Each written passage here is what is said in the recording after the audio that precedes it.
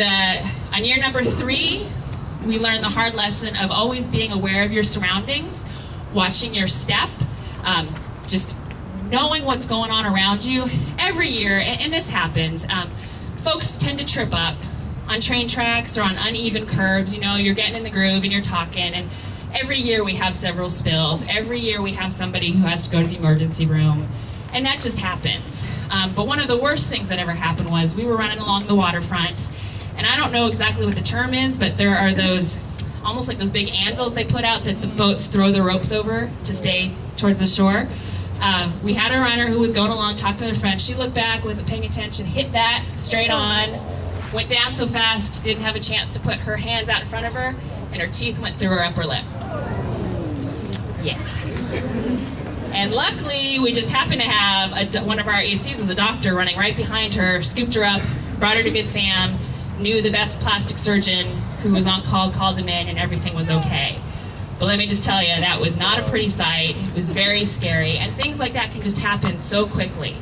So really, just kind of watch your step, pick up your feet, know what's going on, try not to zone out. All right, year 4. The lesson we learned is if you're going to run alone, make sure you're running in well-lit, well-traveled areas, especially if you're a lady. Running up in Forest Park, sometimes on those trails, it seems like it's a safe place, but it can actually be a scary place. And that was the year where the cops found a blow-up doll and rope out in Forest Park.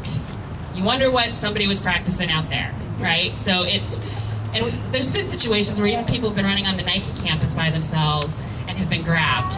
So it's really important, run with a buddy when you can.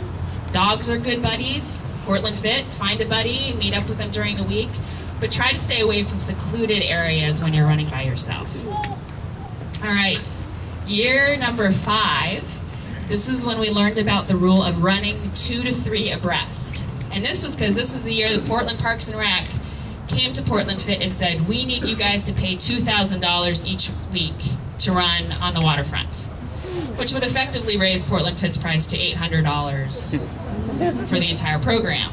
And it was because we are a large group and we were taking up the entire waterfront. So you have a lot of folks, I mean, if you imagine they wake up on their Saturday morning, they're going to go on their bike ride that they've been going on for the last 6 months, and suddenly they run into a mass of 1,500 people. And they think, what happened? And they say, well, it's probably an event, next week it'll be better. They come out next week, and wow, we're there again, and we're there again, and we're there again. And it becomes very frustrating for people, and so people call and complain, and thus Portland Parks and Rec wanted us to pay basically a racing permit for each weekend, which if we did that, we couldn't have Portland Fit. And so what we really need to do is stay 2 to 3 abreast so people can get by. You know, there are a lot of other runners and walkers and bikers out there who are using the waterfront park. We are literally there to share the road. I think a lot of times we think, oh, we're a big group, people need to get out of our way, and we really need to have the opposite mindset. Because we are a big group, and because we don't shut down the roads, really need to be super considerate and get over, stay to the right, let people pass, move over when you hear on your left or on your right, and just be aware. And again, this is something, you know, people get to chatting, they're talking, they're taking up the road, you're not listening, but we really ask that you be super, super aware of the situation so that we can keep Portland Fit going year after year at the price that we have it. All right, year number 6. This is when the Spider-Man movie came out. And so my little tip there is always trust your spidey sense.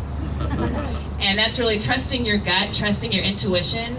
And this comes from the fact, this happened way before Portland Fit, but one time I was out running, this was actually in Houston, along a route that's similar to the waterfront. It's kind of their running area. And I was running along and suddenly something felt weird to me. I suddenly, it seemed very quiet and just something seemed bizarre, and I just had this gut feeling that I shouldn't be there. And at that very moment, a guy jumped out in front of me, totally naked. And I married him 3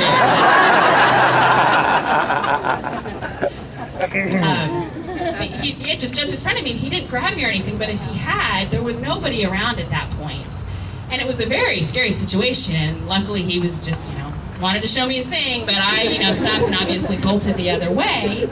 But I felt that there was something weird going on. And we have that intuition for a reason. It comes from, years and years of hunting and gathering and being, stalked by animals. But listen to that. If there's just something weird and you just know it, or you see somebody approaching and you're like, I just don't like the look of this person, you don't have to, be rude about it, but just turn around and go the other way. Just get out of that situation as fast as you can.